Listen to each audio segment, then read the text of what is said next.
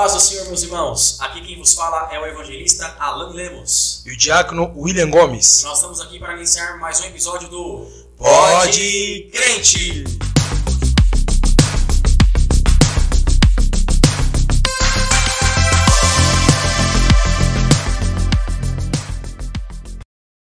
E hoje nós temos um convidado mega especial. Ele é pastor na Assembleia de Deus, Ministério de São Mateus. Congrega no Conjunto Juscelino. Ele é esposo, pai de 3 lindos filhos, conhecido pelo seu trabalho na obra missionária. Frequentemente ministra seminários sobre missões urbanas e ele também é bacharel em teologia, terapeuta familiar e escritor. Seus livros: Família Cristã, da Infância ao Casamento, Síndrome de Jonas, que eu comecei a ler, pastor, que livro, hein? E O Cristão e a Saúde Emocional. Nós estamos falando justamente dele, pastor Isaías Silva. Amém, irmãos. É uma grande alegria estar aqui com vocês. Um prazer muito grande. Deus abençoe todos vocês. Estamos aqui para contribuir, trazer a nossa pequena contribuição em relação a perguntas e respostas e os assuntos que vão ser abordados aqui. Estamos aqui à disposição. É uma grande alegria de participar desse trabalho e já queremos parabenizar pelo trabalho, que eu sei que é um trabalho glorioso e o nome do Senhor vai ser glorificado através desse trabalho. Maravilha. Pastor Isaías, muito obrigado por por aceitar esse convite. Nós estamos honrados, felizes em ter a sua presença aqui essa noite. Que Deus te abençoe grandemente. Will. Amém. Pastor, e assim, né? Com certeza é uma honra ter o senhor aqui conosco. Sem dúvidas. Mas antes desse bate-papo todo, que vai ser um bate-papo muito top, com certeza, não podemos deixar de apresentar ele, né? Um dos nossos patrocinadores da agência Personal Designer. Ele que é responsável, pastor, pela essa xícara maravilhosa, agenda do Pod Crente, toda a identidade visual, né, da parte também aqui do Pod Crente também. Inclusive também tá aqui, ó, uma pequena mera lembrança, tá, pastor, pro senhor, do nosso Pod Crente. Fez questão de homenagear, né, a todos os nossos convidados. Tô deixando aqui em suas mãos. Obrigado, muito obrigado. Estamos falando de quem? Ele, da agência Pessoal Designer. Então vocês que querem fazer qualquer logo, quer fazer agenda, tudo que você quiser fazer na sua empresa, você pode ter certeza que o homem, ele faz. E também... Diferenciado, né? Diferenciado. Panfleto, cartões de visita, né? Eu sou suspeito de falar porque ele já fez logo da minha empresa, logo da empresa da minha esposa, cartão de visita, ele também fez tudo já para nós, né? Sim. Inclusive até essa agenda. E também nós temos a Deliciatos, né? Meu Deus. Também, pastor.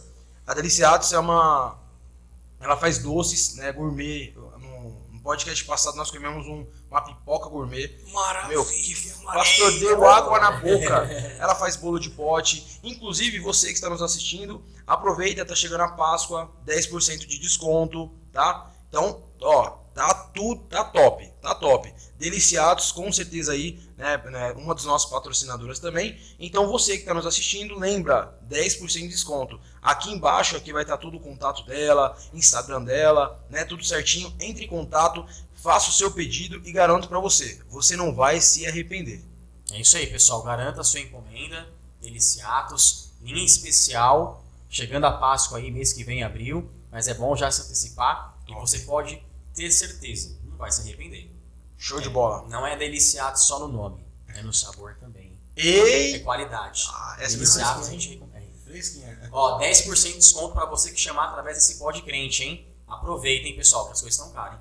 Show de bola. Se fosse você, tava ligeiro aí. Bom, pessoal, e para abrir, pastor, nossos tópicos de pergunta, né? O primeiro tópico vai ser sobre sua infância e a sua educação, tá? Então nós queremos saber um pouquinho, né, da história do senhor. E a primeira pergunta, não menos nem mais importante, é onde o senhor nasceu? Onde começou tudo esse projeto maravilhoso do senhor? Muito bem, a nossa naturalidade. Eu sou alagoano, na terra dos Marachaus, né? Terra do Colo de Melo, Renan Calheiros. Eu sou da cidade de União dos Palmares, é uma cidade, na realidade é a quarta maior cidade do estado de Alagoas. O estado de Alagoas é o segundo menor estado do Brasil, perdendo só para Sergipe. Tem 3 milhões de habitantes e a cidade onde eu nasci tem 77 mil habitantes. Fica na zona da mata de Alagoas, mas é uma cidade muito idólatra. E tem também uma observação muito importante, que é a terra do Zumbi dos Palmares. Lá fica a Serra da Barriga, onde houve o Quilombo dos Palmares, que foi o quilombo mais famoso das revoluções na época da escravidão, na época do Brasil, colônia, da escravidão, enfim. Então, nós nascemos em União dos Palmares, sou alagoano, no ano de 1969. De lá, estávamos com 10 anos, fomos morar em Pernambuco. E em 1986, viemos para São Paulo, estamos aqui até esta data. É isso aí. Bom, pastor, que bênção, viu? E como o senhor falou, eu também tive o prazer também, né, de estar em Maceió ali, né, na Praia de Jatiuca, Pajuçara, em Maragogi também. Maragogi, Praia da Sereia, Praia do Francês. O senhor está muito bem localizado, hein? Então, já está aproveitando também que é o próximo tópico. Como foi sua infância, pastor? Bem, como todos nordestinos, a minha infância foi uma infância difícil.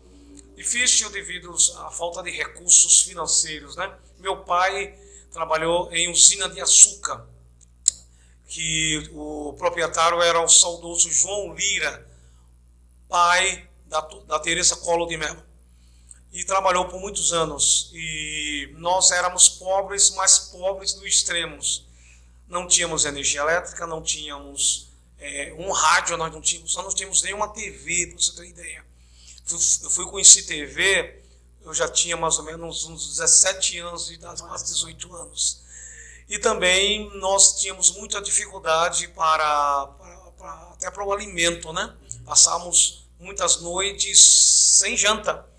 Lá só tomávamos café e o almoço não tínhamos dinheiro para janta. E como lá o pessoal vive mais da caça, da pesca e da agricultura, então atrás da nossa casa passa um rio chamado Rio Mundaú, que é um dos principais rios de Alagoas. E aí a gente depois chegava da igreja, aquela igrejinha, sabe aquele jeito do interior? Aquela igrejinha muito simples, exatamente. E aí chegávamos no culto abençoado, década de 70, onde Jesus batizava muita gente. Todo culto já tinha convenção, todo culto tinha batismo com o Espírito Santo, e todo culto as pessoas testemunhavam de cura divina. Era um verdadeiro Pentecoste. Chegávamos no culto, nós íamos pescar, com um instrumento de pesca. Aqui o pessoal não conhece muito, mas quem é nordestino conhece. É o puçá e o balaio. O puçá é feito de barbante e o balaio é feito de cipó tirado da mata, colocar para secar e faz ele redondo e torna-se um instrumento de pesca. Íamos pescar, isso já umas 10 horas da noite. À meia-noite a gente voltava, tinha que tratar o peixe, limpar o peixe, para a gente jantar à noite. Era a nossa janta com farinha. Olha só. Nós não tínhamos feijão, arroz era luxo na época. Outra coisa, não tínhamos cama. Nós dormíamos em uma esteira. Esteira era feito também ou lasca de bambu ou de palha. Quando fomos ter uma cama, já estávamos na cidade, isso meus 10, 11 anos de idade. Então foi uma infância como nordestino muito difícil, muita dificuldade, e não tinha acesso à educação, ao básico da vida nós tínhamos acesso. Agora, o melhor de tudo é que tínhamos a presença de Deus, tinha a graça de Deus, e Deus supria todas as nossas necessidades, e devido a essa carência socioeconômica, aconteciam muitos milagres na nossa vida, como pessoas que traziam doações para a gente, e como também, inexplicavelmente, aparecia dinheiro. Do nada aparecia dinheiro, porque o nosso Deus é o Deus da providência. Então foi assim a nossa infância em União dos Palmares e depois em Pernambuco. Vocês eram quantos filhos, pastor? Só fazendo um adendo aqui. Quantos filhos? Quantos filhos eu tenho? Quantos irmãos o senhor teve? Irmãos, né? Bem, nós éramos em 6 ao todo, né? Certo. 4 mulheres e 2 homens, né?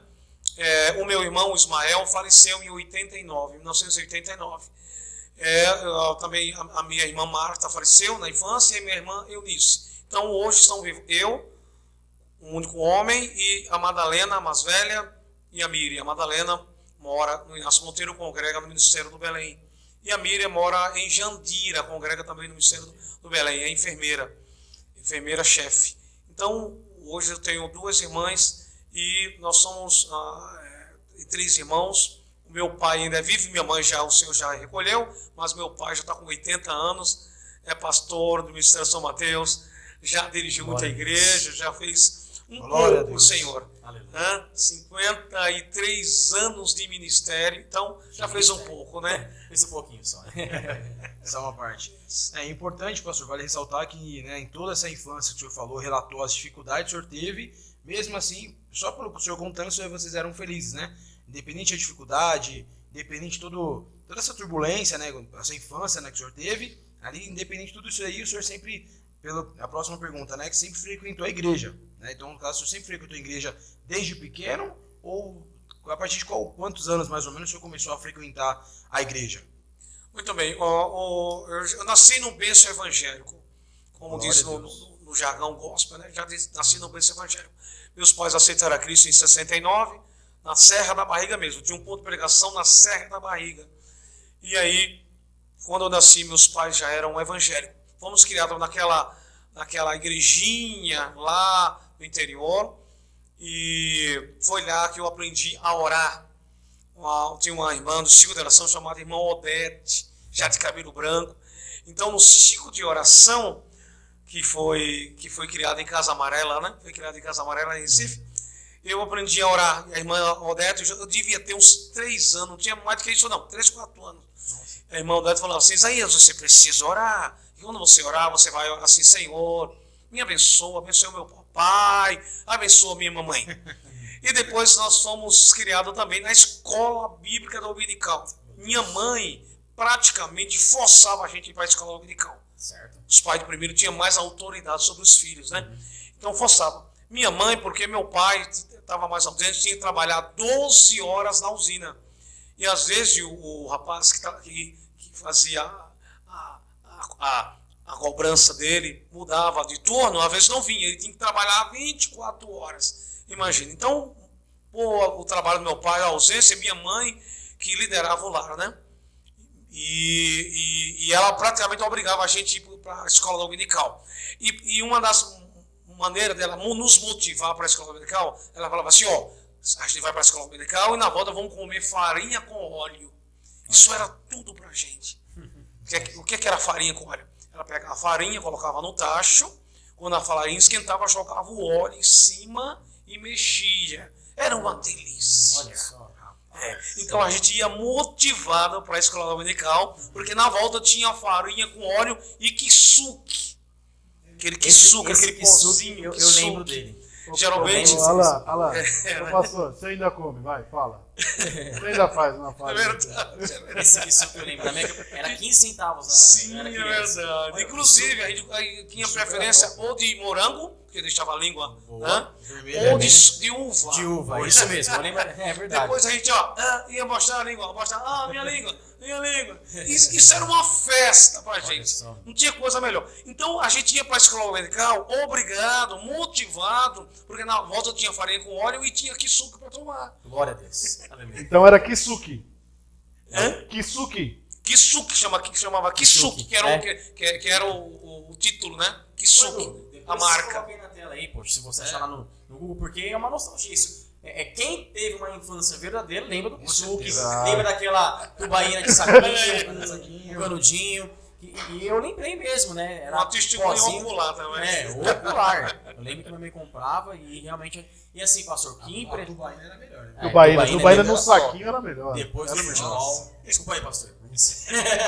Depois do fute, quando você ganhava um rachão, aquele tubaína no saquinho, que delícia, hein? E pastor Isaías, o que eu fico mais impressionado é a alegria do Senhor, da sua família, nas pequenas coisas. Não precisava de muito para ser alegre. Hoje é um pouco mais difícil, né? Os filhos, né? Essa geração está um pouco mais exigente. Mas antigamente, o senhor vê, escola bíblica dominical, ciclo de oração, voltar para casa, comer farinha com óleo, tomar o kisuke, aquele peixinho, e a gente tinha, olha, uma vida linda, abençoada. E muitas das vezes, hoje, né, as crianças, os jovens, hoje tem tudo. Né? Tem a picanha, tem o contrafilé, tem macarrão. Antigamente, como o senhor falou, era farinha, mesmo assim a escola dominical tava ali, não tinha tempo ruim. Era uma roupa por ano. Olha Meu só, Deus, nós tínhamos uma roupa por ano. E arroz e macarrão era luxo. Nós comíamos arroz e macarrão em casamento. Casamento não tinha bolo, nunca teve bolo de casamento. Casamento era peru, carne de peru, certo? E arroz e macarrão. Era uma festa. Vai ter casamento. Vou comer arroz. Carne de peru? Isso. Carne de peru. Olha. Então era uma festa. Agora, e não tinha picanha contra filé, né? Que isso? Era o charque, né? Que aqui chama-se jabá. Era o charque. A sardinha, que hoje já está ficando meio luxo, né? O camarão era praticamente era de graça o camarão, baratinho o camarão. A gente comia camarão, a gente comia o bacalhau da Noruega, que era barato. Nossa! E comia carne de baleia. Não deixa minha esposa ouvir isso não. Tudo isso que eu tô falando para vocês aqui é estranho, porque já pensa no preço já. Carne de baleia hoje só rico come, né? Mas na época o pobre comia carne de baleia, comia camarão fresquinho, bem baratinho. Comia o charque, que era baratinho também. O jabá. O jabá. jabá, o charco, o jabá, né? E comia sardinha fresquinha. Hoje a sardinha também está um preço, mas era tudo, com todo respeito, era a comida do pobre. E o cuscuz, né? O cuscuz fresquinho, Cuscuz é não o fubá que a gente usa hoje, era o cuscuz feito de milho ralado, o milho natural. Então era coisa séria mesmo. Ou seja, não era o cuscuz industrializado, era o cuscuz mesmo na hora ali. Sim, feito na hora. O café era torrado em grãos, mas no pilão. Era pisado no pilão. Olha só. Minha mãe tinha o pilão de madeira, tinha a mão do pilão, que era uma mão desse tamanho aqui, de madeira, e pisava, depois coava, né, e depois levava ao fogo e fazia o café. Uma colherinha de café dava não sei quantas garrafas de café. Então era uma coisa tremenda. Hoje em dia o café tá caro, né, pastor? Agora, falando da igreja, lembro-me que quando os microfones na época, os irmãos que são especialistas em microfone, você já viu um microfone quadrado? Era quadradinho o microfone, entendeu? E não tinha caixa de som, era corneta, aquelas cornetas que eu colocava em cima da igreja. Então lá no outro lado, no arruado, as pessoas ouviam uma palavra. Ouviam, até no culto de doutrina, ouvia-se a palavra através do serviço de som, que era a corneta. Agora aquilo chiava mais do que nada, porque a tecnologia era bem atrasada, não como hoje, não tinha essa equalização. Mesa de som não tinha, nem na sede nós temos mesa de som, para você ter ideia. Mesa de som a gente viu muito depois, da década de 80 já. Na década de 70 não tinha. Aqui em São Paulo com certeza tinha, mas lá no interior de Alagoas, né, Eduardo? Né? Não tinha mesa de som. Né? Tinha os tremedão, os cabeçotes de tremedão da Giannini. Não sei se vocês lembram disso, talvez não seja na época de vocês. Mas tinha o contrabaixo Fender, guitarra Fender, a Giannini. Essas duas marcas que a gente conhecia. Era a Fender e a Giannini, né? E aí com 14 anos eu comecei a tocar contrabaixo, tocar guitarra, né? Eu não toco teclado e nem bateria, mas o contrabaixo eu arranho, olha também a guitarra. Descobrindo, pastor Zé, tá escondendo o talento aí. Pode colocar um quadro aí, ó, descobrindo talentos. Descobrindo talentos, hein? Pastor Isaías não é só pregador, seminarista, também toca, olha. A gente arranha, nós arranhamos. Olha, pastor. Diferente de hoje, eu não posso competir com nenhum de vocês aqui, por quê? Porque na nossa época era Leni Silva, Luiz de Carvalho, Vitorina Silva, Conjunto Embaixadores de Sião, Cícero Nogueira, Eliezer Rosa, esses cantores na nossa época. Então, que não faz parte mais dessa geração. Então, na época, a gente tinha o disco de vinil, que chamávamos de LP. Chamávamos de LP. Tinha CD. Esse CD veio bem depois, década de 90, o CD. Mas tinha o LP. Então, a gente colocava o disco lá, na vitrola, chamava-se vitrola. Radiola, vitrola. Colocava lá. E a gente ouvíamos. E quem era contrabaixo só ouvia o som do contrabaixo. Não tinha fundo de ouvido como hoje. Não tinha, então você tinha que prestar atenção no som do contrabaixo para fazer igual. A guitarra, a mesma coisa. O piano da guitarra, o solo. Tinha a guitarra solo e a guitarra base. O contrabaixo, a bateria e o teclado, que é chamado de órgão. Não chamava teclado, era órgão. Olha só. Então, nós nascemos... A nossa infância foi tudo isso aí. Foi igreja, foi trabalho. Comecei a trabalhar com 10 anos, né? Porque na época as crianças começavam a trabalhar cedo para ajudar os pais. Olha só. Ajudar com a enxada. Nós íamos na Serra da Barriga para plantar feijão, plantávamos milho, mandioca, que é a macaxeira. Mandioca, macaxeira. E para nos alimentar. Não tinha como vender, porque era para o consumo próprio. Consumo próprio, não tínhamos condições de plantar bastante. E na igreja, a gente participava da escola dominical, obrigatoriamente, escola bíblica dominical e ciclo de oração. Quando não ia, puxava a orelha, ele ia arrastado, nós ia orar, ficava 1 hora de joelho, uma vez eu dormia mais do que orava. O pastor revelando. Mas tudo isso fez parte da nossa formação, foi tudo para a nossa formação, que hoje eu sou o que sou, devo muito a infância, meus pais que me criaram na casa do Senhor. Isso aí. Maravilha. Pastor, vamos entrar no segundo tópico. O que é missões, pastor? Vamos. Com as suas palavras, com base bíblica, eu tenho certeza que essa definição, por mais que é a obrigação dos crentes saber o que é missões, mas é bom ter uma definição a partir do Senhor, com base de comentários, base bíblica. O que é missões, pastor? Vamos lá. Missões é o pulsar do coração de Deus e o pulmão da igreja. É o respirar da igreja.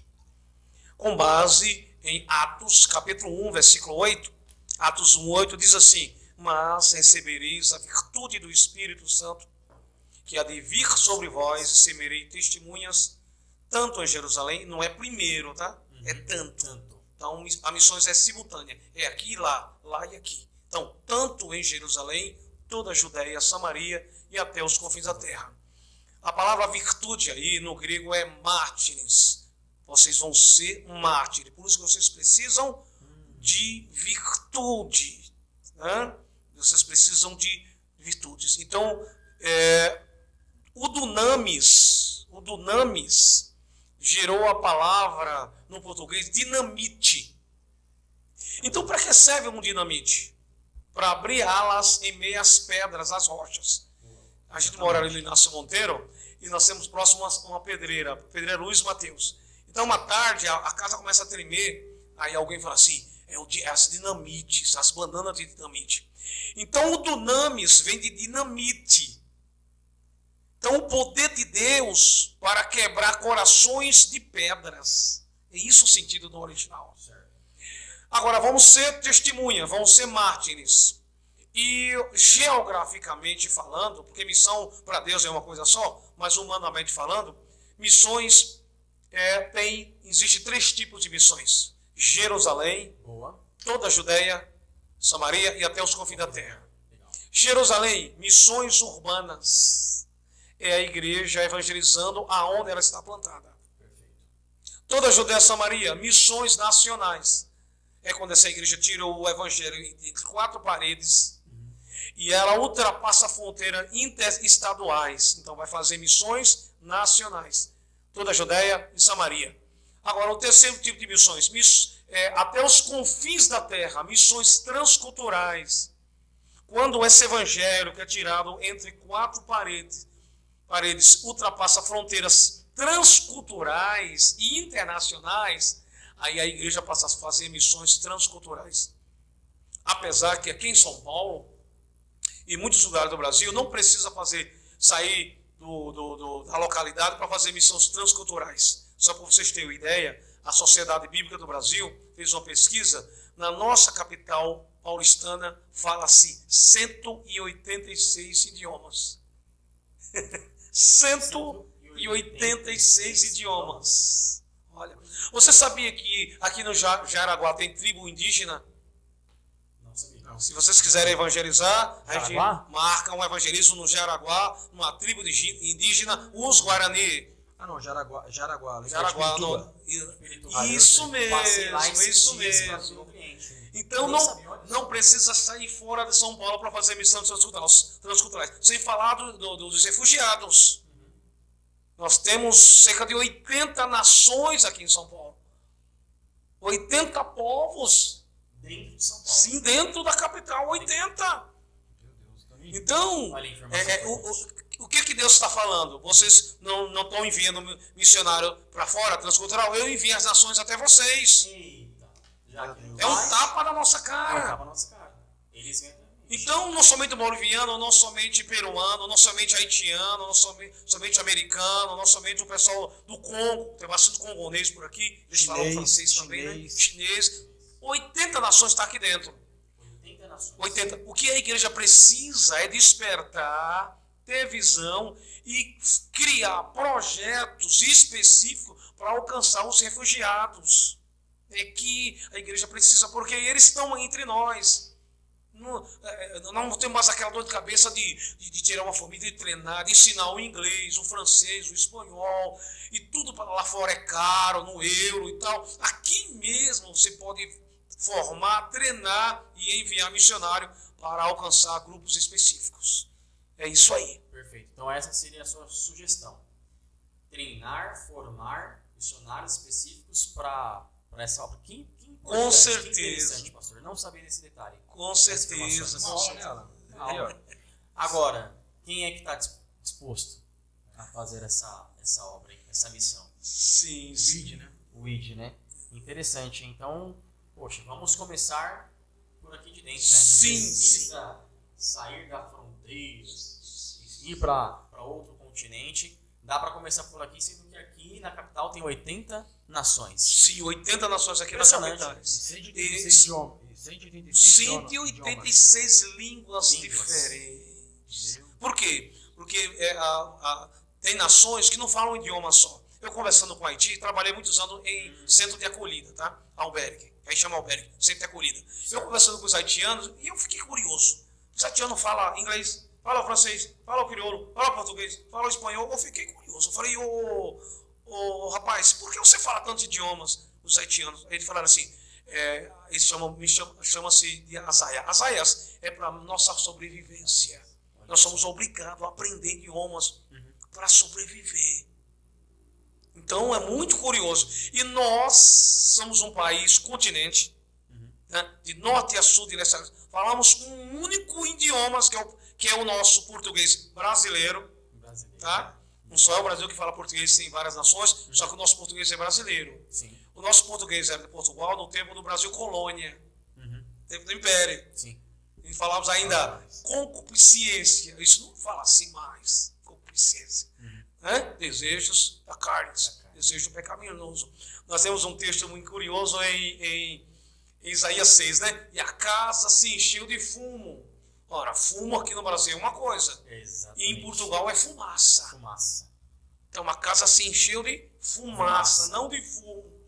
Porque o nosso português é brasileiro. É brasileiro. É verdade. Nosso português não é mais colonial. É verdade. Bem, então nós falamos um único idioma e muito mal e não se preocupamos em falar espanhol. A maioria, praticamente absoluta dos países sul-americanos fala espanhol. Nós não falamos espanhol. Nós falamos portunhol. Espanhol. É verdade. E não falamos o inglês, que é a língua mundi, pelo menos o inglês. Sim. Então, o que nós precisamos fazer? Principalmente os jovens, aprender espanhol e aprender o inglês para alcançar os refugiados. Vai anotando as dicas, hein, que eu estou anotando aqui também. Habla espanhol? Sim, pouquito. Não, senão... Pastor Isaías, que maravilha, que bênção. Pastor, o senhor sempre teve o contato com a obra missionária? Quando veio a vontade de ser um missionário, de fazer essa obra? Quando surgiu no seu coração? Muito bem. Em 1984, no mês de março, o Senhor me batizou com o Espírito Santo. Glória a Deus. Em 84. 1984. O senhor nasceu em 69. É isso? Isso. Glória a Deus. Então, a partir do batismo com o Espírito Santo, veio o desejo de pregar a palavra. Mas não sabia como. Até que eu li um livro chamado Heróis da Fé, editado pela CPAD. O livro indicado pelo pastor Fernando. Este livro é recomendadíssimo. E leitura indispensável para quem fazer a obra missionária. Leitura obrigatória. Heróis da Fé. Eu posso indicar vários livros, mas esse livro aí, depois do livro de Atos, né, que em primeiro lugar, o maior tratado missiológico é o livro de Atos, né? Sim. É o melhor livro para quem realmente quer sentir a chama acesa por missões, sejam elas urbanas, nacional ou transcultural. Então, a partir da leitura, li 10 vezes. 10 vezes em uma semana. Em uma semana eu li Heróis da Fé 10 vezes. E você não gosta de ler? Meu Deus. Não gosta de ler, não gosta de ler. Não, pastor, só uma perguntinha. Às vezes alguém que está nos assistindo não sabe diferenciar missões urbanas das transculturais e a outra qual foi? Missões nacionais e missões transculturais. Dá uma diferença para mim de cada uma, por favor. Sim, vamos lá. Jerusalém, né? Sim. Jerusalém, missões urbanas. A igreja evangelizando aonde ela está plantada. A igreja evangelizando dentro da igreja mesmo, com culto do amigo, culto do mais um, culto do filho pródigo, culto da ovelha perdida, culto da dracma perdida, evangelizando dentro da própria igreja, mandando cartas de convite. E eu recomendo, quando mandar carta de convite, e levar pessoalmente, tá? Uma coisa é enviar, outra coisa é levar pessoalmente. Não somente dentro da igreja, missões urbanas se faz na rua, no bairro onde a igreja está plantada. Cada igreja é responsável pelo bairro onde ela está plantada.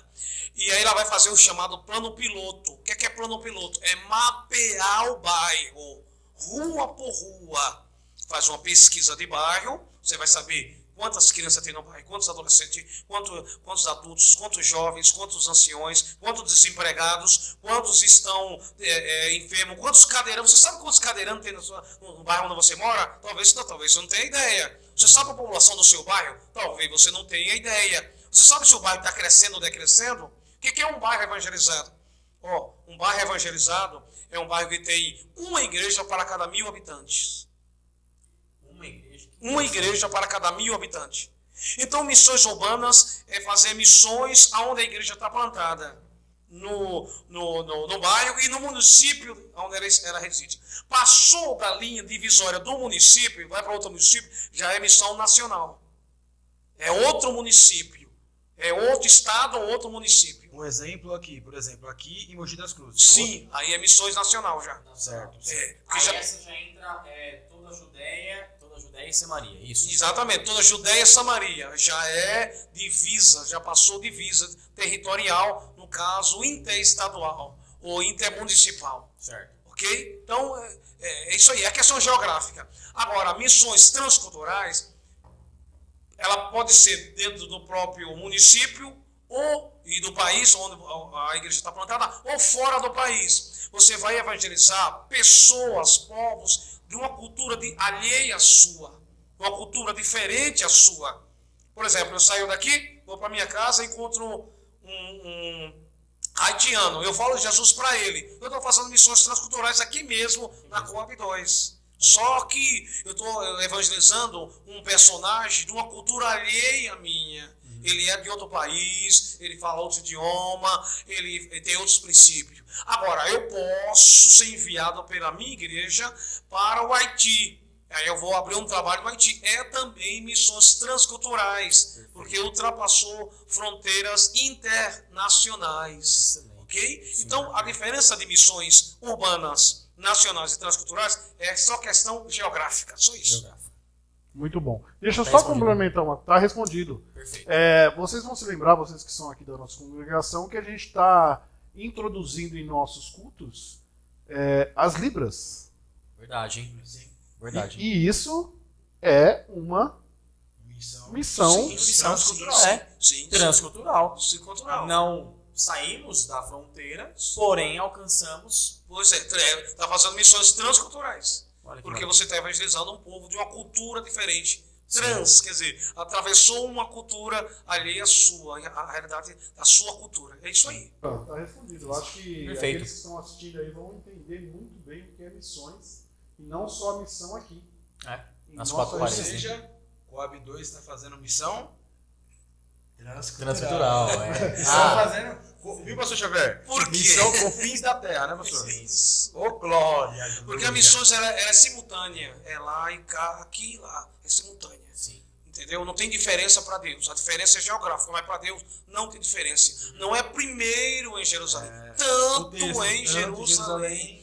Quando os missionários que implantaram as Assembleias de Deus no Brasil, os fundadores, Daniel Berry e Gunavim, eles formaram a Assembleia de Deus lá no Belém do Pará. Com 2 anos que eles estavam aqui, vieram o primeiro missionário para Portugal. 2 anos! Olha só. Quer dizer, eles entenderam o que é missões. Por quê? Já pensou se eles fossem pensar, teve um pensamento humano? Bem, nós estamos aqui, é um país continente, temos muito o que fazer, estamos apenas no Pará, tem o Belém todinho para a gente evangelizar o Brasil todinho, então vamos ficar por aqui. Não, eles entenderam. Já implantamos aqui e já temos uma pessoa formada aqui com 2 anos, já vamos enviar o primeiro missionário. Quer dizer, missões simultâneas, tanto lá como aqui, como lá. É isso aí. Não é primeiro, tanto lá como aqui. Isso, exatamente. Pastor Isaías, sua família sempre apoiou essa obra, o seu ministério em relação a missões? Como que foi nessa parte da sua família? Porque a gente sabe que tem alguns obreiros abençoados, mas que a família, infelizmente, não apoia, às vezes não entende, não incentiva, né? E o obreiro às vezes tem certa dificuldade. Com o senhor, como é que foi em relação a filhos e principalmente sua esposa? Vamos lá. O Lambo fala uma realidade, e triste realidade. Tem muitas pessoas que eu conheço que têm chamada para a obra missionária, mas não têm apoio da família. O apoio da família é fundamental para o missionário realizar a obra.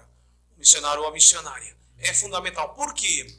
Porque, principalmente em missões transculturais, o maior desafio do missionário não é a falta de dinheiro, não é o idioma difícil.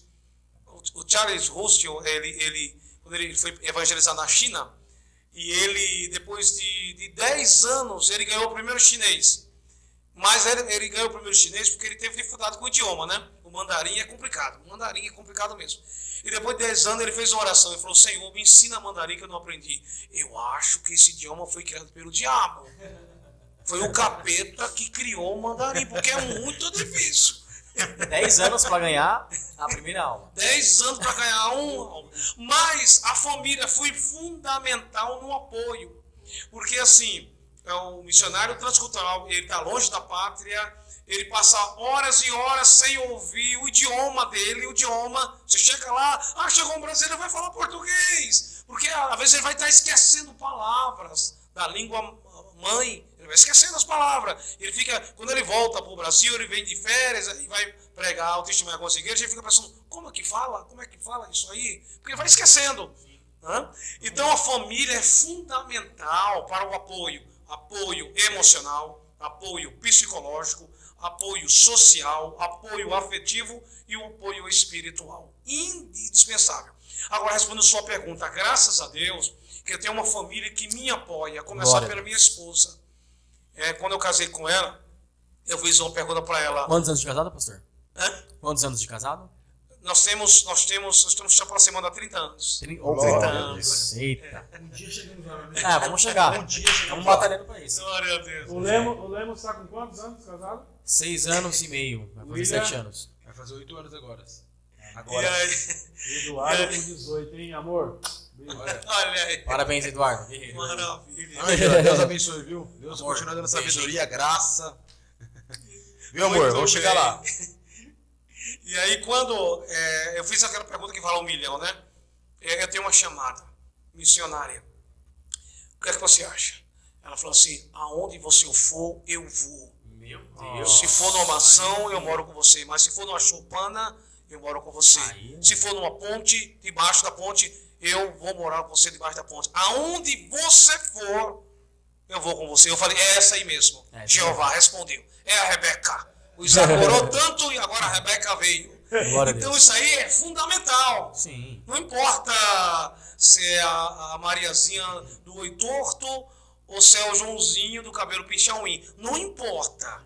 Se apoia o ministério do outro, isso é fundamental. É meio engraçado, mas é isso mesmo. É por aí. Porque muitas vezes o rapaz, a moça casa por boniteza. Lógico, tem que ser bonito para você. Pelo menos para você tem que ser bonito. A moça tem que ser bonita, o rapaz tem que ser bonito para você. Porém, o interior que é o mais importante, né? O conteúdo e não a embalagem. Aí tem alguns produtos que a embalagem é mais cara do que o próprio produto. Mas na realidade, na questão de missões, o que vale é o produto. Olha aí, hein?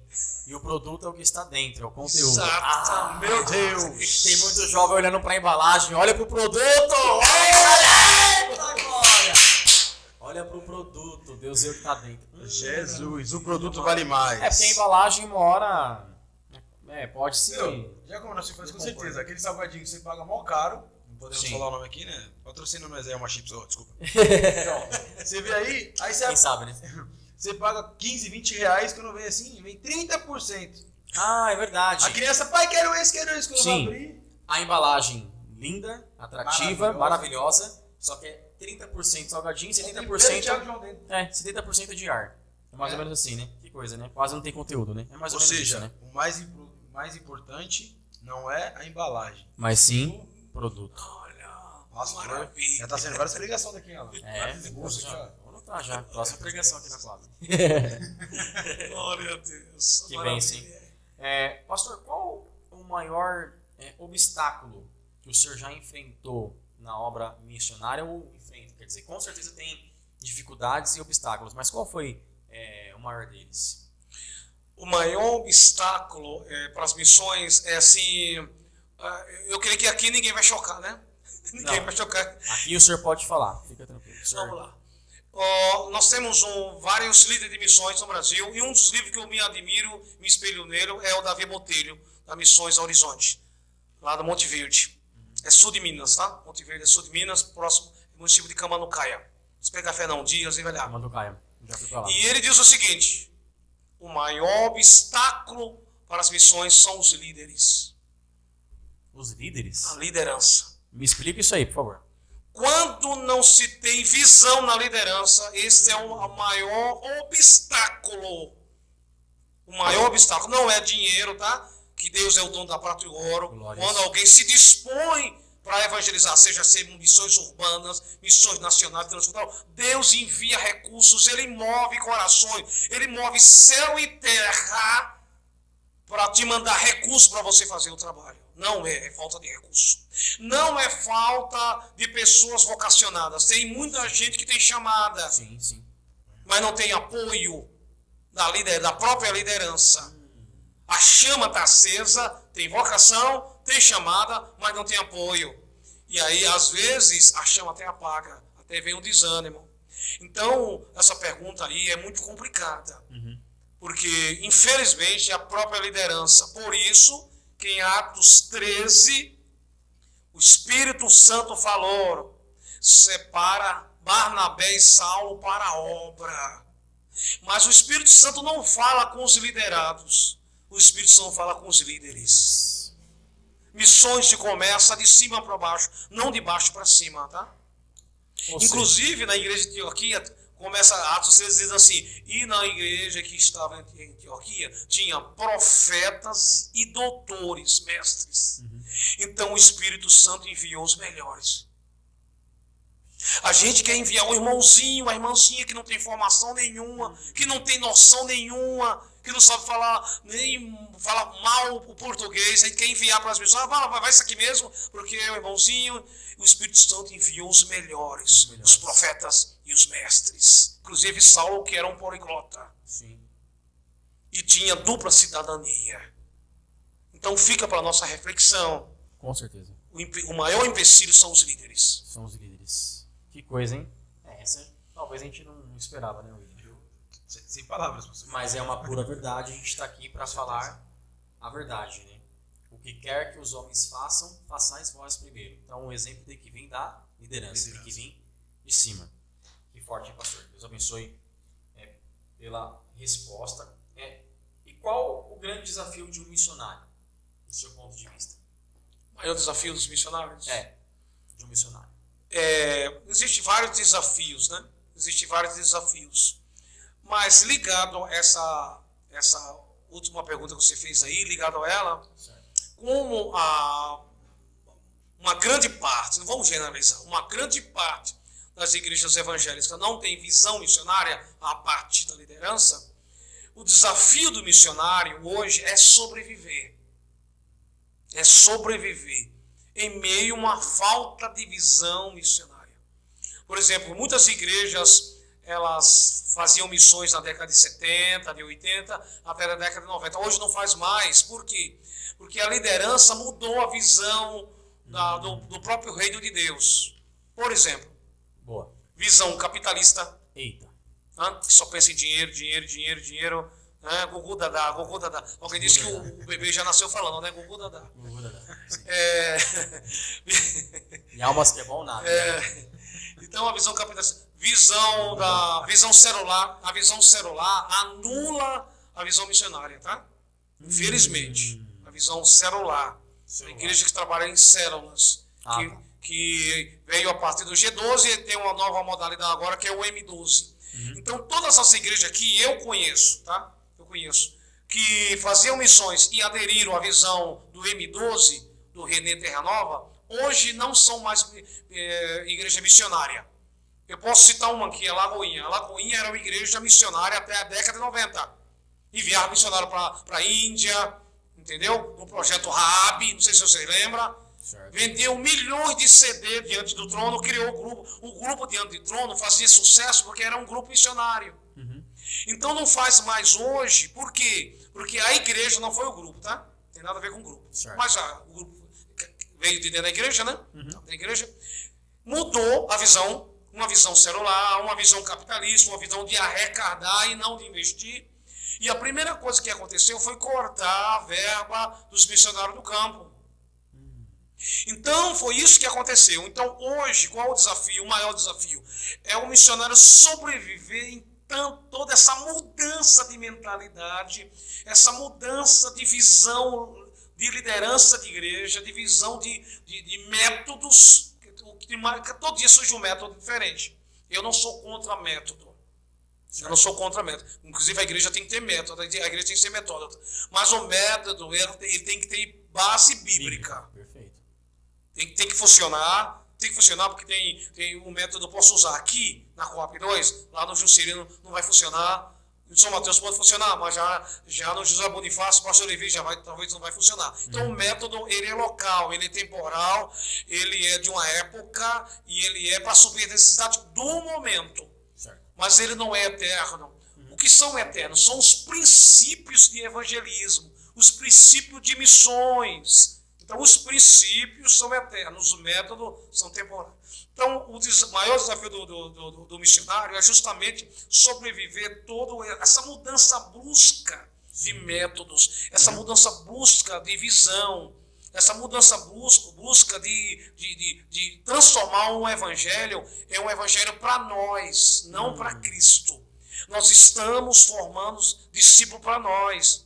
Quando Jesus falou assim, Mateus 28, 19, e de fazer discípulo todas as nações, é discípulo para ele, não para mim. Sim. Não é para a minha igreja, não é para o meu pastor, é para Cristo. Nós estamos também no sectarismo sem precedente. A minha igreja, o meu pastor, a minha doutrina, a minha forma, venham para cá e aqui. Quer dizer, somos sectários agora.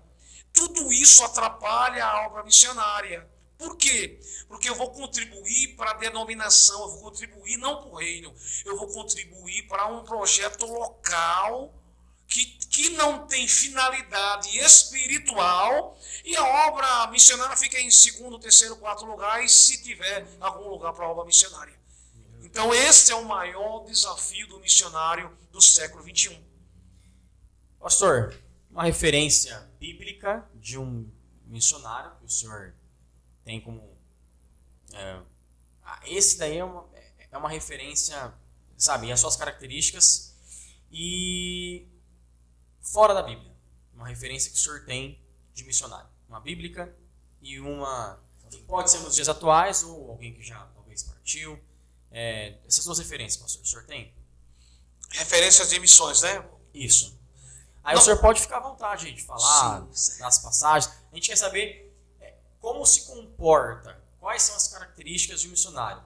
Uma referência bíblica, claro que nós sabemos que tem mais de um, e talvez eu até possa imaginar qual que o senhor vai falar, mas quero ouvir do senhor. E uma referência nos dias atuais, um homem ou até mesmo uma mulher. Muito bem. Primeiro, a primeira referência de missões é a chamada, né? O missionário ele tem que ter convicção da chamada. Por quê? Porque ele chega no campo, alheios, ele vai enfrentar várias dificuldades na questão, como já foi falado, na questão cultural, na questão social. Né? Na questão financeira, etc, etc. Rejeição, muitos missionários são rejeitados no campo. Então ele tem que ter convicção da chamada. Na hora que o querite ele seca, porque Deus envia, vou falar numa linguagem trabalhista, Deus envia um operário para trabalhar em uma empresa e a empresa fale. Certo. É o Elias que foi para o querite. E o querite secou. Então no campo vai chegar uma hora que o querite vai secar. E o Elias tem que ter convicção da chamada. Não, o querite secou, mas eu tenho uma chamada, eu tenho convicção. Eu acredito no Deus da provisão. Então vinha os corvos, né? Que até é uma parte bem polêmica, alguns dizem que são os beduínos do deserto. Não vou entrar nessa questão aqui, tá? Se eram os árabes, não vou entrar. Bem, se for os beduínos, se for os corvos mesmo, animais, Deus fez um milagre ali. Fez um milagre, não importa que... Não importa o que aconteceu, se foi gente, se for animal, Deus fala do mesmo jeito, Deus fala a língua de gente de animal, Deus fala árabe, Deus fala a língua da baleia, da jumenta de Balaão, não importa. Importante que o pão chegou lá, né? Deus é o Deus da provisão. Então, convicção. Primeiro, tem que ter convicção da chamada. Segundo, ele tem que ter compaixão pelas almas. O original, o sentido original, a palavra compaixão, é sofrer com, é colocar o coração no coração da pessoa, é viver o que a pessoa vive. Por isso que o segredo missionário e evangelista de Jesus, que ele tinha íntima compaixão pelos seus liderados. Pastor, deixa eu abrir um parênteses. Essa questão da compaixão, ela é muito importante, muito interessante, porque o senhor falou algo forte aqui. Jesus, o senhor está falando as características, e é óbvio que o senhor, no decorrer dessa resposta, sim, desse embasamento, vai falar de algumas referências, como já falou a princípio de Elias, né? Que ele não pode considerá-lo como um missionário da obra de Deus. Mas tem muitas pessoas que acham importante, e não podemos deixar de validar, a empatia. Só que a empatia é se colocar no lugar do outro. Agora, a compaixão é se colocar e sentir o que o outro sente, e é por isso que o missionário ele faz. Porque quando a gente sente na pele o que o outro está sentindo, a gente se compadece. Então, tenha empatia sim, não deixa de ser importante. Mas tenha além da empatia, tenha compaixão na obra missionária. Porque senão, se não tiver convicção, se não tiver compaixão, aqui, pastor, já vou pregar aqui, ó, culto de missão. João 1,14, quem foi o maior missionário? Foi aquele que desceu de lá, deixou a sua pátria celestial para vir numa pátria material. Foi aquele que humanizou, aquele que veio aprender. Olha que Deus veio aprender a nossa cultura. Deus veio falar a nossa língua. Deus veio se colocar no nosso lugar. Essa a característica do missionário. Por quê? Porque o escritor aos Hebreus diz assim, olha, se você está sofrendo, tem um que pode ajudar você no sofrimento. Por quê? Porque ele se colocou no seu lugar. E ele sabe o sofrimento. Ele sabe as dores, as manzelas humanas. Aleluia. Esse é o maior desafio para o missionário, a maior qualidade do missionário. É isso aí. Se não tiver isso, esquece. Esquece também. Agora, uma referência. Boa. Nós temos várias referências. Várias, né? Como já falando do Davi Botelho, uma grande referência às missões. Nós temos um amigo nosso que é só de Bolívia, ele tem 20 anos, tá? 20 anos de missões transculturais. É o missionário Rogério Aranha. Para mim, uma grande referência em missões transculturais. Rogério Aranha. Se você digitar lá no Facebook, Rogério Aranha, vai aparecer lá o missionário Rogério Aranha. Só de Bolívia, ele tem 20 anos de missões transculturais. E ele não está em Cochabamba, ele não está em La Paz, ele não está em Santa Cruz. Por quê? Santa Cruz é igual São Paulo, tem tudo. Os missionários querem para Santa Cruz. Chega Santa Cruz, é igual um Brás, é igual a 25 de março, tem de tudo, tem emprego, tem tudo. Ele não está na Cochabamba, ele está em La Paz, ele está na Cordilheira dos Andes, onde ninguém quer ir. Cordilheira dos Andes.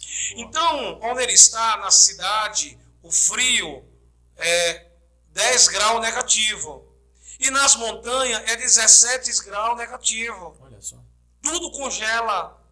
Tudo congela. Ele evangeliza os Quechos. Os Quechos são os indígenas descendentes dos Incas. Eles são baixinhos. Para entrar na casa dos Quechos, você tem que se abaixar. Eles não têm noção nenhuma de higiene pessoal. Então eles demoram muito tempo sem tomar banho, eles não têm higiene. Por exemplo, tá uma queixa, vai vendendo suco ali para sobreviver. Então ela vai, se abaixa ali, faz sua necessidade fisiológica e com a mesma mão que ela fez nessa feira fisiológica, ela vai te servir suco. E você tem que tomar. Você é um missionário. Aí, ó. Eles vão te servir o frango. Você sabe como é que é o frango lá na Cordilheira dos Andes? Como é que é o frango? Que a gente come aqui, que que é aqui temperado e tal. Lá eles não usam tempero. Não é aquele atropelado? Frango atropelado, não, né? Oi? Atropelado, né? Sim. Então o frango que eles comem lá é sem tempero, é branco, totalmente branco, não tem tempero nenhum. A galinha está com bico ainda, eles não tiram o bico, não tiram as unhas. E você come aquilo lá. E aí o presente deles, aí ele vem com você, missionário, eu vou te dar um presente. Então o presente, você fica, deve ser um presente, levar para o Brasil, né? Aí vem com uma dúzia de ovos de codorna, uma dúzia de ovos de pato, é um presente de luxo para os queijos, tá? Eles, né? E você tem que aceitar. Os queijos. São descendentes dos incas. Eles têm uma cultura milenar, sabe? Uma cultura bem rudimentar. Então, assim, para mim, uma grande referência, o missionário Rogério Aranha é um homem que nós aprendemos muito a amar. Mas o Rogério Aranha, ele conhece mais de 30 países. Ele já evangelizou mais de 30 países. É um homem que hoje já está com uma idade um pouco avançada, né? E também não tem mais saúde mais. Mas ele se gastou no campo missionário. Então, para mim, é uma grande referência. Maravilha. Perfeito. Pastor Isaías, o senhor já pensou em desistir? É uma pergunta, não sei se o senhor talvez esperava, mas quem sabe, não sei se já passou pela sua mente, pelo seu coração, ou não. Porque a gente vê o senhor palestrar, aparentemente parece que está tudo bem, tudo certo, não é verdade? Mas o senhor já pensou em alguma vez desistir da chamada, desistir do ministério? Ou isso parar, falar, deixa isso aqui, talvez com alguma decepção, sei lá, de algum líder, ministério, algum liderado, ou alguma situação particular da vida, ou nunca passou por essa situação de querer desistir? Já pensou ou não, pastor? Sim, várias vezes. Todos os líderes, eles têm momento de decepções. Todos os líderes têm um momento de Elias na caverna. Todos os líderes têm um momento de sentar debaixo do símbolo e pedir a morte. Basta, Senhor, basta, é melhor morrer do que viver. Todos os líderes têm o momento de Jonas e a boboeira. O problema de Jonas, que era um missionário indisposto, insensível. Inclusive, Deus fala para ele, você está chorando por quê, Jonas? Estou falando com minhas palavras. Você está chorando por quê? Você está chorando por causa de uma boboeira que você não plantou, que nasceu de manhã e secou à tarde, e não vou ter eu compaixão, aí volta a palavra compaixão novamente, da grande cidade chamada Nínive, que tem 120 mil homens, não contava criança na época, tá? E nem mulheres. Só homens. Isso é uma visão judaica, que aí não vou entrar também nisso aqui, nessa polêmica do judaísmo muito machista, né? Infelizmente, o judaísmo é uma religião machista, tá? Como os mormons também. Então, você tem 120 mil homens masculinos, que não sabem distinguir da mão direita e da mão esquerda, e tem muitos animais, porque o Deus dos seres humanos é o Deus dos animais também. Deus não aceita maltrato de animais, tá? Certo. Inclusive na lei humana é crime, né? É crime. Maltratar animais. Sim. Então Deus se preocupa também com a sua criação com os animais. Então o Jonas, primeiro, Jonas foi um missionário reprovado. Ele era um missionário indisposto, porque Deus ordenou e ele não teve disposição para ir, como Deus mandou. E um missionário insensível, não tinha sensibilidade com as misérias humanas. O senhor escreveu um livro, né, sobre Jonas, a Síndrome de Jonas, não foi? Sim, Síndrome de Jonas. Síndrome de Jonas. Síndrome de Jonas, alguém disse que cada livro é um filho, né? E realmente. O primeiro filho nosso foi família cristã da infância do casamento. Mas respondendo a sua pergunta, na maior decepção do meu ministério, na maior tristeza da minha vida, quando eu estava na maior depressão, fiquei 2 anos em depressão. 2 anos de depressão? Depressão. Qual era o seu cargo eclesiástico? Era presbítero, evangelista, pastor? E nessa fase da depressão surgiu síndrome de Jonas. Quando eu estava lá embaixo, no fundo de um poço, pensando em desistir de tudo, pensando em tirar a minha vida, pensando em jogar tudo para cima, pensando em abandonar tudo, surgiu o segundo filho, Síndrome de Jonas. É o livro mais requisitado. Pena que eu não trouxe nenhum exemplar dele, eu preciso fazer pedido para a editora. Porém, é o livro mais requisitado o Ciro de Jonas, porque justamente fala da obra missionária e também dos problemas emocionais. Eu comecei a ler, livro fantástico, inclusive eu recomendo para todo obreiro, quem deseja fazer missões, quem tem essa vocação, esse chamado, ler este livro maravilhoso. E eu achei um detalhe interessante, pastor. Foi quando o senhor estava em depressão que o senhor começou a escrever esse livro. Foi onde surgiu, é isso mesmo? Sim. Me lembrei de Davi, né? Os mais belos salmos que Davi escreveu foi nos momentos mais difíceis da vida dele. O hino da harpa, que é o harpa cristã, que é o hinário pentecostal, né? 126, inclusive é da autoria da Filha Vingre. Ela diz assim: os mais belos hinos e poesias foram escritos em tribulação, e dos céus as lindas melodias se ouviram na escuridão. Glória a Deus. O Augusto Cury diz o seguinte. Doutor Augusto Cury diz o seguinte. Olha que bacana. Todo crescimento dá-se nos vales. Nada cresce nas montanhas. Tudo cresce nos vales. Então, respondendo sua pergunta, tive um momento de decepção. Mas foi um momento mais brilhantes na minha vida. Foi a época que eu mais cresci como pessoa e como pastor.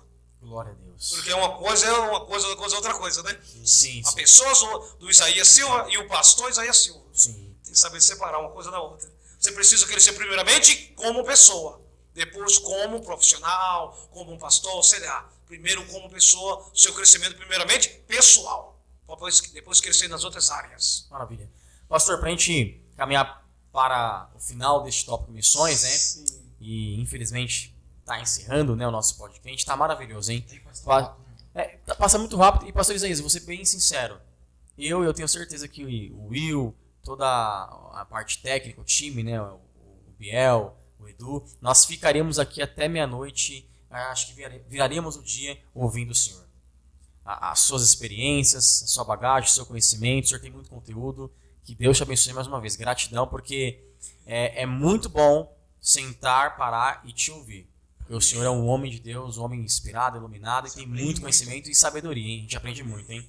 Pastor, para a gente finalizar essa parte, qual o projeto, né, se tem, claro, eu acredito que sim, que o senhor está se dedicando atualmente? Tem algum projeto específico em relação a missões, independente da sua grandeza, da sua proporção, mas qual que é o projeto que o senhor está se dedicando atualmente? Muito bem. Nós, ajudando vários missionários no campo, nós enviamos oferta para eles mensalmente, como lá no Ceará, Cidade de Milagres, Aurora, missionário David lá de Aurora, fica próximo a Juazeiro, né?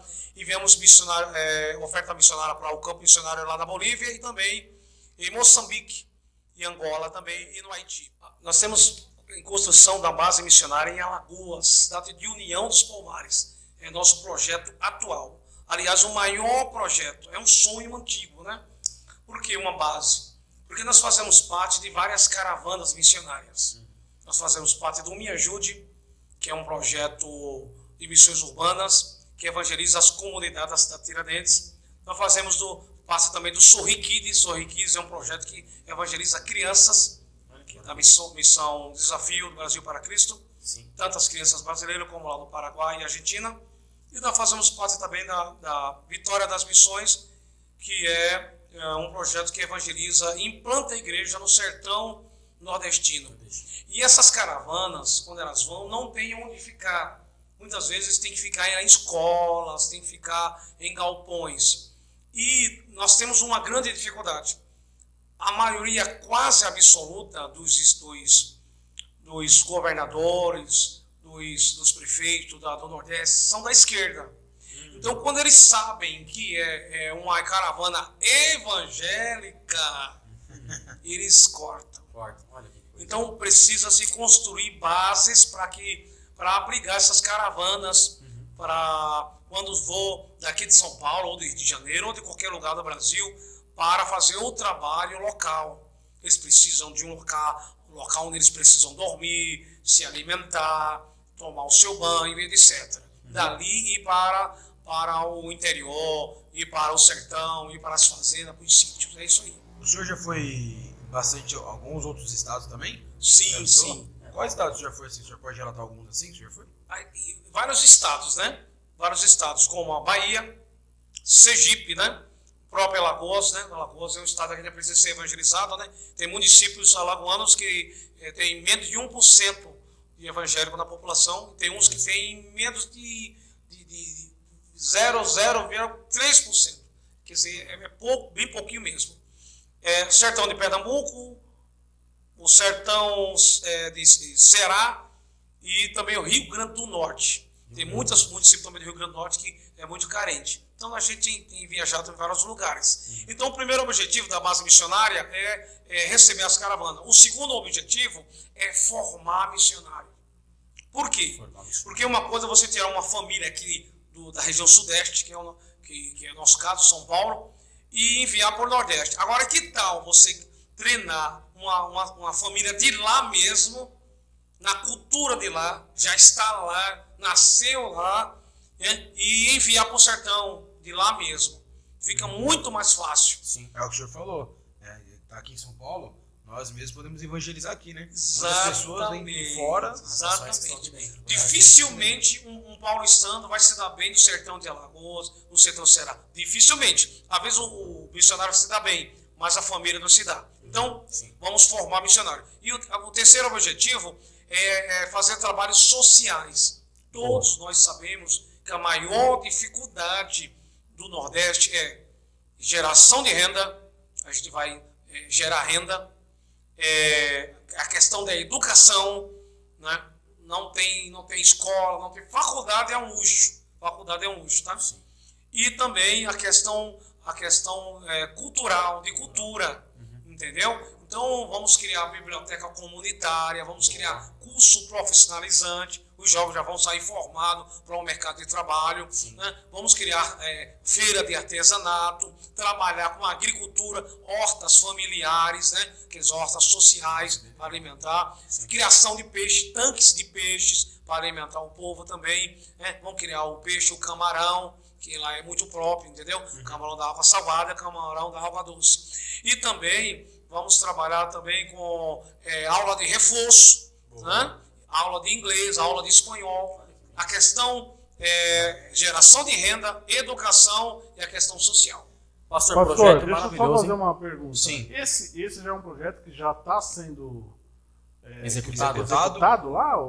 Sei que não todo. Mas sim, na parcialidade já está, o trabalho já está sendo feito lá. O que falta só é construir a base para que o trabalho seja concretizado em maior expressividade. Mas o trabalho já existe. A base tem que ser construída. Pastor, última pergunta, Lemos. Sim, não, e existe aí alguma forma de ajudar? Isso que eu ia perguntar. As pessoas... Sim, era a pergunta da Laura. Não, mas perfeito, porque a gente está na mesma linha de raciocínio, mesmo pensamento, né? Tá condizendo com tudo aqui, porque nós temos os joelhos que se dobram para orar, é uma forma da gente contribuir, né? Eduardo, Rio, Biel, né, pastor Isaías? Os pés que vão, se tiver alguém disposto a ajudar de alguma forma, indo, mas tem as mãos que contribuem, né, pastor? E tem alguma forma de contribuir? Algum meio? Sim, de que forma? Se alguém quiser contribuir, está assistindo esse crente e fala, poxa, eu senti no coração. Vamos lá. Tem 3 formas de os irmãos contribuírem, além da oração, né? Porque a gente fala muito oração, vamos orar. Boa. Mas o crente não vive só de oração, né? Jesus ministrou o dia inteiro. E aí os discípulos queriam liberar a multidão, Jesus falou, não, dai vós de comer. E a comida que Jesus está falando ali é comida mesmo. Porque eles já estavam fartos da palavra. Então, além de orar, os irmãos podem contribuir de algumas maneiras. Por exemplo, os irmãos podem arrecadar bíblias, né? Que, principalmente Alagoas, você vai na Conde Sazeda aqui, você compra a bíblia a partir de R$3, tá? R$3. A partir de R$3 você compra a Bíblia chamada Bíblia Popular, Bíblia para Evangelizar da Conde Sazeda, tá?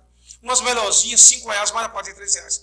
Uma Bíblia Popular em Alagoas, uma Bíblia Popular, pequenininha. Sim. Tamanho dessa agenda aqui, né? Dessa agenda aqui, pequenininha e popular. Ela é R$60. Nossa. Isso porque é em Maceió, na capital. Se for no interior, está 80, 85. Eu encontrei até de R$105 uma Bíblia popular. Desse tamanho? Sim, pequena. R$105. A diferença é que tem um zipzinho só. Eu não estou falando Bíblia de estudo, tá? Estou falando uma Bíblia normal. Não é nem Bíblia de estudos. Nem a Bíblia de estudo. comum. Não, Bíblia de estudo não é um absurdo. R$1.000. Aí você fala assim, peraí, lá não tem internet. Você pode perguntar para mim, lá não tem internet, pastor Isaías. Aí é só mandar comprar no Mercado Livre. Para o Mercado Livre entregar aqui, qualquer mercadoria aqui em São Paulo, é um preço. Mas até chegar em Alagoas, já triplicou o preço do produto. Então, eu compro uma Bíblia do estudo pentecostal, vamos supor que eu pago R$150, um exemplo. Isso é boa. Então, para o Mercado Livre me entregar em Guaianazes, no Inácio Monteiro, eu não sei quanto motoqueiro, mas ele não vai comprar muito não, uma taxa lá de entrega lá. Mas em Alagoas é o seguinte, tem que ir para o Correio Central em Recife, do Correio Central em Recife, Correio Central em Maceió, do Correio Central em Maceió, do Correio Central do Estado, para ir para o Correio de União dos Palmares. Então fica caríssimo. Eu já tentei fazer isso. Eu mandei agora folheto, hein? Para a Vitória da Conquista, o missionário lá da Bahia. Eu paguei 3 vezes mais o valor que eu comprei aqui na Constância, só para enviar 2.000 folhetos. Um absurdo. Isso aqui na Bahia. Em Alagoas é o dobro. Então, os irmãos podem juntar a Bíblia, por favor, em bons estados. Alguns irmãos querem doar a Bíblia, que já não usa mais. Uma Bíblia que não tem mais cabeça, não tem mais página, é complicado. Uma Bíblia em bom estado, né? Sim. Bíblia, né? Roupa não precisa, porque roupa é próximo lá, é Caruaru, então roupa lá é barato, tá? Calçado, fica próximo a Caruaru. Caruaru tem a feira de Caruaru. Agora, material evangélico lá, Bíblia, APA, dicionário bíblico, essas coisas, lá é caríssimo e precisa. A última viagem que nós fizemos agora, nós levamos Bíblia. E o irmão estava na igreja de paletó, gravata, e recebeu a primeira Bíblia. Mas ele pulou demais. Ele pulou demais. Diácono da igreja. Diácono da igreja. Diácono, 5 anos, recebeu a primeira Bíblia das minhas mãos. Eu entreguei ele muito emocionado. Eu acho que eu fiquei mais alegre do que ele. Pastor, eu pulei mais do que ele. Porque é uma coisa que toca na gente, sim, emociona a gente. E tem crente que tem Bíblia, né? Todo crente tem que ter sua Bíblia, mas não lê. Enquanto o povo lá, você vê que diácono da igreja está lá servindo a Deus, fazendo a obra e não tem uma Bíblia. Quando recebe a primeira Bíblia, fica todo feliz. Pastor, então, valoriza. Então, material como Bíblia, ó Deus falando como aí. Livro. Ó Deus falando. Ó Deus falando. E tem crente que deixa a Bíblia na igreja. Ai, meu Deus do céu. E tem alguma, vamos supor, se alguém quiser ir até também visitar, né, esse projeto, no caso, por exemplo, eu, o Alan, ou alguém quiser visitar lá, tem essa possibilidade? Sim, com certeza. Como funcionaria para estar fazendo essa possibilidade? Por exemplo, a gente fez uma arrecadação aqui de Bíblias, um exemplo, tá? Daqui 3 meses vamos arrecadar Bíblias, material evangélico, e nós mesmos ir lá para entregar e também para visitar. Como funcionaria? Existe essa possibilidade, tá? Essa possibilidade de você fazer arrecadação de material, né? E não somente fazer arrecadação, mas ir lá levar. Porque assim, o que os olhos não vê, o coração não sente. Isso. Então você ouve o missionário falando, mas quando você chega lá e depara com a realidade, e você vê e sente a realidade, aí o impacto é outro. Então existe essa possibilidade, sim. E os irmãos também podem fazer um Pix, né? Podem ajudar o Pix. Né? Eu ia perguntar sobre o nosso Pix, depois a gente passa aí, sim, para ajudar no projeto, tanto na construção como para comprar material. Passa o Pix, depois a gente coloca aqui debaixo do vídeo. Ok, a gente vai passar o Pix, irmãos, no final dessa gravação, os irmãos vão ter o nosso Pix aí para ajudar. Isso aí. Já até aproveitando esse espaço de tempo, sim, você que está assistindo um podcast do Pod Crente até agora e se interessou e quer ajudar a fazer parte dessa obra, aqui embaixo aqui vai estar o Pix e você pode estar contribuindo, né? Sendo já um missionário. Exatamente, não são só os joelhos que dobram para orar, mas as mãos que contribuem também, né, pastor? Tem que ter essa parte também, né? Will, com você, para a gente finalizar. Vamos lá, pastor. Então, no último tópico, que são 2 perguntas muito óbvias, muito objetivas, é sobre o seu ministério, né? Qual foi o ponto alto e um ponto baixo do ministério do senhor? Os altos e baixos, né? Vamos começar pelos baixos, né? Aí chega dos altos. Os baixos, porque no começo do meu ministério, como nós viemos de uma região difícil, acesso à cultura, então eu pensava, no início do meu ministério, que eu não precisava estudar. lógico, sempre tive o hábito da leitura, né? Sempre li, aprendi a ler na Bíblia e no Mensageiro da Paz. Né? Mensageiro da Paz, que é um jornal, um órgão da CGADB, né? Mensageiro da Paz. Sim. Mas eu não tinha o despertamento para estudar teologia, fazer um curso pelo menos básico em teologia. Então eu pregava de toda maneira, orava bastante, né? Era jovem, chamava fim da morte orar, e jejuava praticamente todo dia. Né? Uma vez eu tive a ideia de passar 3 dias em jejum, nem tomando água, nem engolia cuspe. Olha a ignorância. Entendeu? Então esse foi um dos meus baixos do meu ministério, porque o estudo a primeira coisa que acontece com o obreiro, ele abre a mente do obreiro. Ele vai abrir a mente. Alguém disse que a teologia desvia. Teologia não desvia, tá? Desvia quem já está desviado. Uma vez alguém falou para mim, começa a estudar, fica frio. E desvia. Eu falei, tudo bem, desvia, né? E os irmãozinhos que vão no monte e depois desvia. Foi um monte que desviou? Foi um monte que deixou o irmãozinho frio? Não. Então, a teologia em si, ela não desvia ninguém. Ao contrário, aumenta a capacidade e abre a mente da pessoa. Os homens que Deus chamaram, todos eles tinham formação. Você fala, e Pedro? Pedro não tinha formação? Homens indoutos sem letra. Peraí, você pega a primeira carta de Pedro, a segunda carta, e o grego é um grego clássico. Não é um koiné, como alguém diz aí, não. O grego koiné, grego clássico. Quando o texto diz que eram homens sem letras, eles não tinham curso superior. Eles não estudaram como Gamaliel, como Estevão estudou e como Saulo de Tarso estudou. Certo. Entendeu? Mas eles tinham uma formação. Conhecimento. Sim, com certeza. Eles não tinham um doutorado, uma pós-graduação, não sei de quê. Isso não. Mas o equivalente que hoje é uma faculdade, eles tinham. É isso que a gente tem que entender. Então o meu baixo no ministério foi isso aí. Eu não entendia. Até que veio o despertamento para estudar. Então eu estudei 8 anos teologia. Estudei no Betel Brasileiro. Um dos meus professores foi o saudoso pastor Sherlock Souza. Foi um dos meus professores. Depois eu fui para Cícero Canuto, FAESP, Faculdade Circundanal do Lima, lá no Belém. Um dos meus professores, inclusive um grande professor, Dr. Caramuru Afonso. O melhor professor de português que eu já vi na minha vida. Ele não abre o livro para dar aula. Está tudo na mente dele. Ele basta a regra. Ele também não faz prova escrita. É tudo oral. É prova oral. E ele é muito bom. Depois veio o Matias Castro, o pastor Mardônio, e outros, tia Bela, que deu o evangelismo infantil, né? Então, esse foi o alto do ministério na hora que eu despertei para estudar. E daí, depois que eu me formei em bacharel, veio a oportunidade de ensinar. Então, há 20 anos, eu sou professor de teologia. Agora estou com um núcleo na segunda-feira, lá no Barro Branco. Bacana.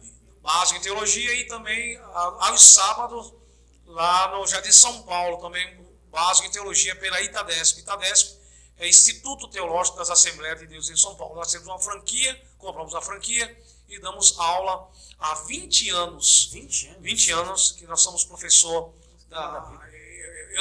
a gente faz de tudo um pouco, mas eu gosto mais de teologia sistemática. Me especializei nas teologias sistemáticas. Eu falo das regras da homilética, da hermenêutica, da exegese, mas eu sou mais para a teologia sistemática, como um bom assembleano, né? Como um bom assembleano. É isso aí. Bom, pastor, que aprendizado. Que aprendizado. E fantástico. Última pergunta desse tópico, né, seria: qual conselho o senhor deixa para essa nova geração, né, de missionários, evangelistas, até mesmo diáconos, cooperadores, independente do cargo eclesiástico? Qual conselho o senhor deixa para quem quer seguir esse ramo missionário? O missionário, né, a vocação, né, para ser missionário, né, é uma vocação nobre. Por quê? Vou te falar uma coisa para você. Uma coisa a gente tem que aprender: é cargo eclesiástico, é uma coisa, e chamada é outra coisa. Então, quando ele fala assim, o cargo eclesiástico de pastor, é um cargo eclesiástico. Mas quando fala o pastor é um missionário, já não é cargo eclesiástico, já é vocação, já é chamada. Então, quando eu sou casado, tenho minha família. Então, quando vai comparar com o meu cargo eclesiástico, a minha família está acima, tá? Em primeiro lugar. Família em primeiro lugar. E o cargo eclesiástico em segundo lugar. Mas quando fala de chamada missionária, não. É isso que eu perguntar para o senhor agora. Para ser um missionário, eu creio que muitas pessoas também têm essa dúvida. Para ser um missionário, tem que ser cooperador, tem que ser diácono, tem que ser pastor, tem que ter algum... A chamada está acima de qualquer coisa. Qualquer cargo. Até da família. Sabe por que até da família? Porque a família, ela faz parte. Sim. Mas ela não está acima. Ela está acima do cargo eclesiástico ministerial. Mas não da chamada missionária. Por exemplo, Jesus, ele desenvolveu a chamada dele, mas a própria família não apoiou ele. O único que ele tinha apoio era a mãe, porque a mãe vai apoiar mesmo, não tem jeito. A mãe apoia até debaixo d'água, né? Até debaixo d'água. Mas os irmãos de Jesus não apoiaram ele, não.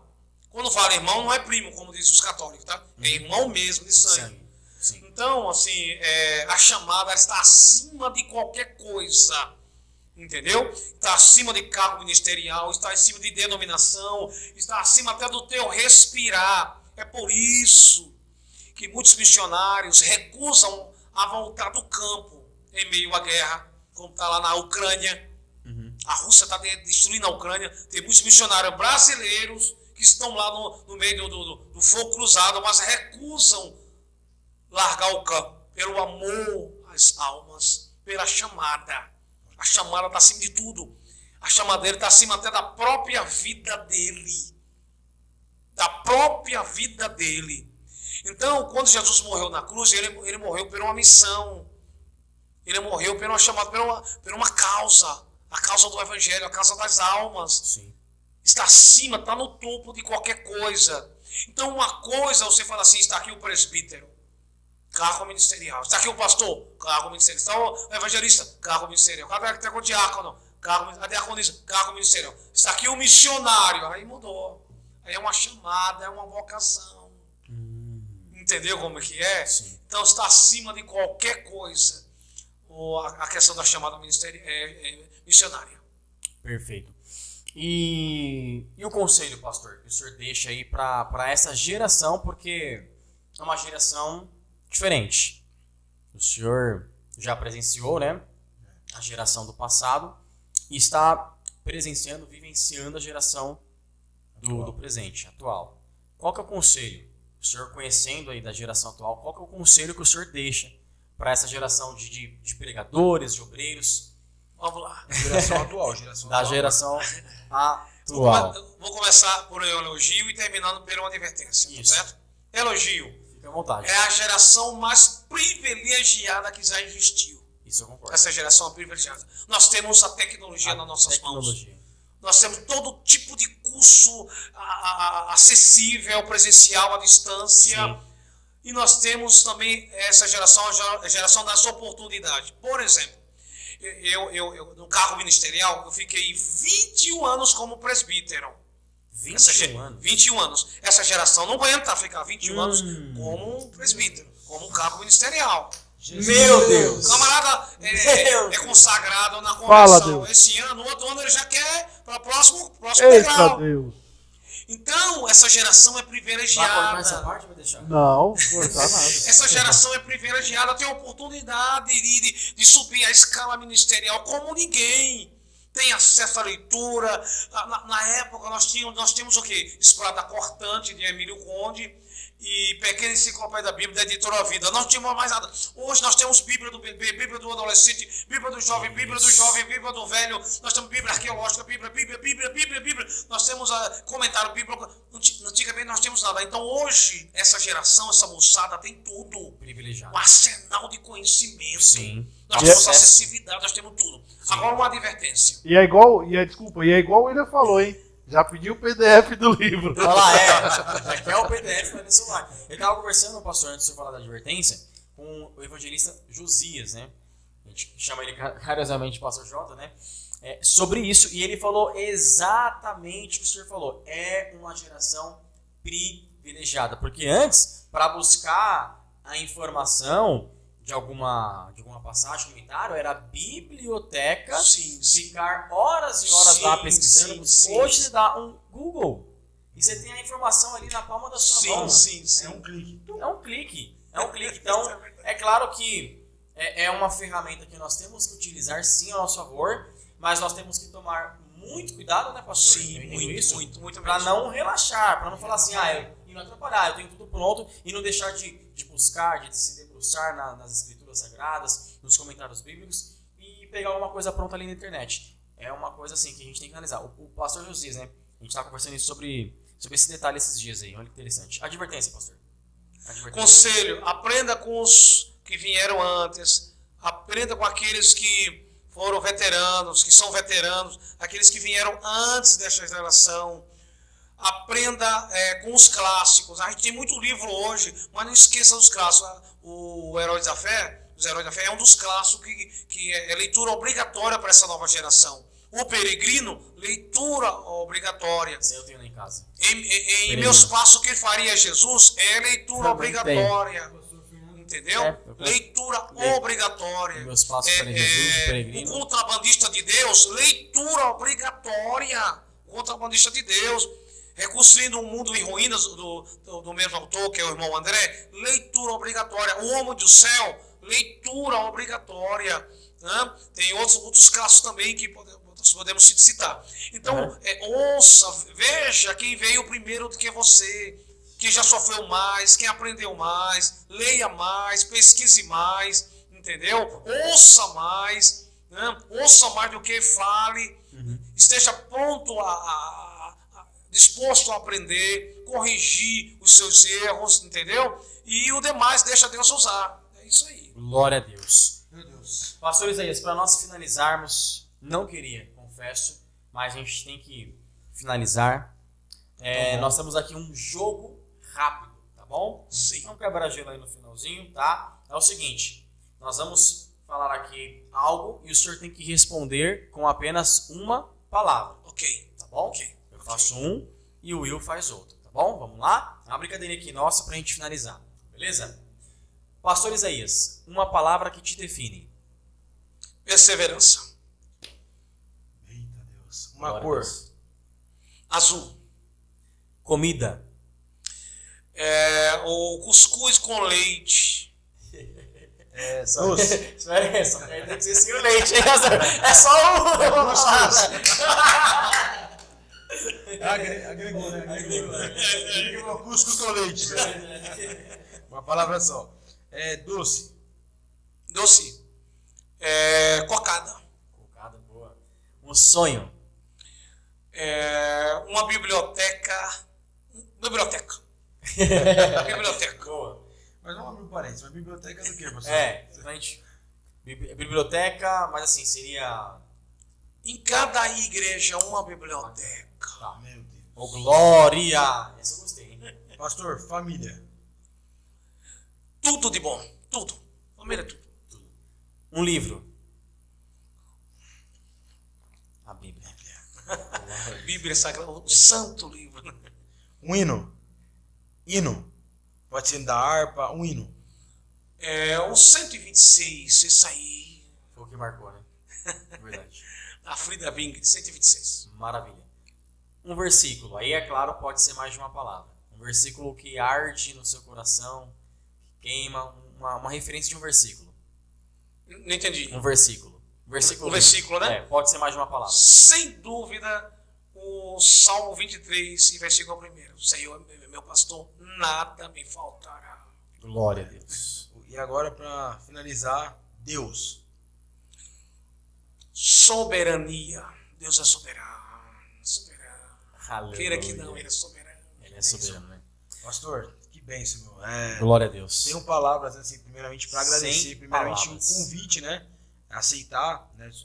Esse convite tá vindo aqui, esse bate-papo, né? Com certeza, falo pelo Alan também, nossas palavras. Sim. Estamos aqui aprendendo muito, né?